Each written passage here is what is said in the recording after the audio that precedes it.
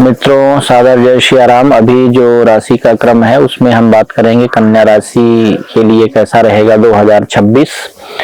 तो कन्या राशि के जो जातक हैं तो उनके लिए 2026 जो है वो औसतन अच्छा रहने वाला है, क्योंकि कन्या राशि के जो स्वामी होते हैं वो बुध होते हैं और जो कन्या राशि होती है वो दक्षिण दिशा की स्वामी होती है। और अगर हम बात करें तो कन्या जो राशि है वो पृथ्वी तत्व की राशि है।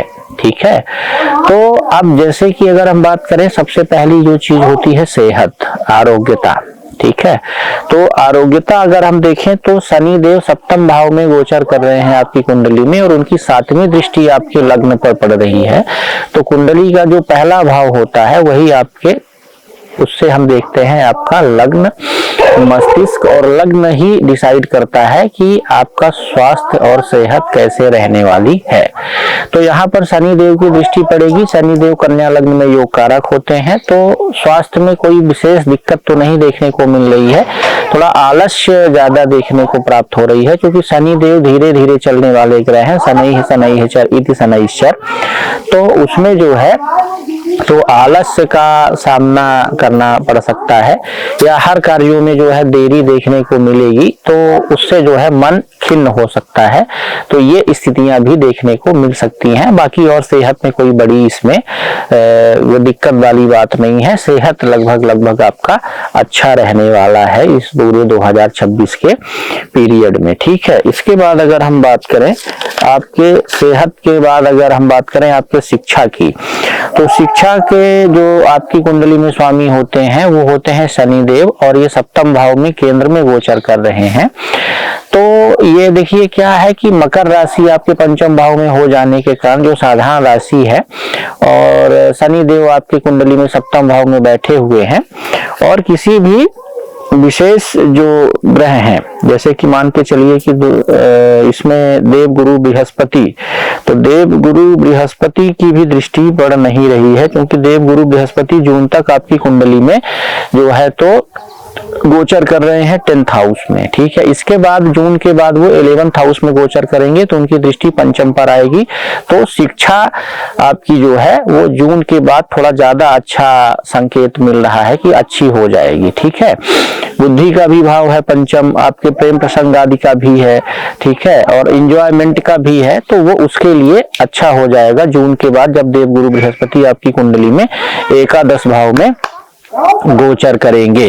तो एकादश भाव में गोचर जब करेंगे 2 जून के बाद, तो शिक्षा जो विद्यार्थी वर्ग है उसके लिए अच्छा हो जाएगा। इसके बाद हम नौकरी की बात करें तो नौकरी के लिए भी बहुत अच्छा है, क्योंकि राहु देव 6ठे भाव में बैठे हुए हैं आपकी कुंडली में दिसंबर तक, यानी 5 दिसंबर तक जो है राहु देव का गोचर 6ठे भाव में हो रहा है। तो 6ठे भाव के राहु महाराज के लिए अच्छा कहा गया है कि पापी ग्रह जो है जब पाप भाव में ही संचरण करता है तो बहुत अच्छा होता है। तो ये जो कुंडली का 6, 8, 12 है, कुंडली का त्रिक भाव है, यहाँ पर राहु देव बैठ करके आपको कंपटीशन आदि की अगर आप तैयारी कर रहे हैं, खासकर आजकल जितने भी एग्जाम है वो सब कंप्यूटराइज्ड हैं, इंटरनेट के थ्रू हो रहे हैं, तो उसमें भी आपको सफलता मिलने के संकेत हैं। तो जो कहीं ना कहीं से नौकरी करने वाले लोग हैं उनके लिए भी, कन्या राशि वालों के लिए ये अच्छा रहेगा। विवाह की बात करें तो शनि देव बैठे हुए हैं विवाह और पार्टनरशिप के भाव में, तो विवाह में हो सकता है देरी हो, या कि 2026 में वो डिले हो जाए, ऐसे योग बन रहे हैं। व्यापारियों के लिए अगर हम बात करें तो व्यापारियों के लिए भी यहाँ पर अगर हम देखें तो शनि देव का ही गोचर है 7th हाउस में। तो अगर आप लोहे से संबंधित या कंस्ट्रक्शन से संबंधित बिजनेस कर रहे हैं तो हो सकता है उसमें आपको सफलता प्राप्त हो, और थोड़ा सा इसमें आप धैर्य रखकर व्यापार करें, या पार्टनरशिप में अगर आपके जो पार्टनर हैं उनसे थोड़ा सा विचार विमर्श करके सोच समझ के आगे बढ़ें, तो व्यापारियों के लिए भी ये वर्ष अच्छा साबित होने वाला है। तो ये लगभग 2026 जो है, तो हम देखें तो राहु और केतु महाराज का गोचर भी क्रमशः 6ठे और 12वें भाव में है। केतु महाराज 12वें भाव में गोचर कर रहे हैं, तो 12वां भाव जो है ये मोक्ष का भी है, और मोक्ष के कारक भी केतु हैं।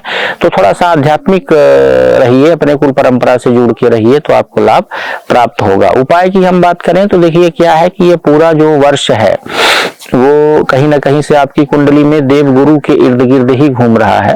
तो देवगुरु के लिए आप जो है केले के वृक्ष का पूजन करें, या केले का वृक्ष घर में बाहर पूर्व दिशा में या ईशान दिशा में लगा लें, और भगवान विष्णु जी की प्रतिदिन आराधना करें, विष्णु चालीसा का पाठ करें, इससे भी आपको लाभ प्राप्त होगा। तो ये आपके लिए 2026 जो है तो इस प्रकार से पूरी तरह से इसका फल रहने वाला है। जय सिया राम।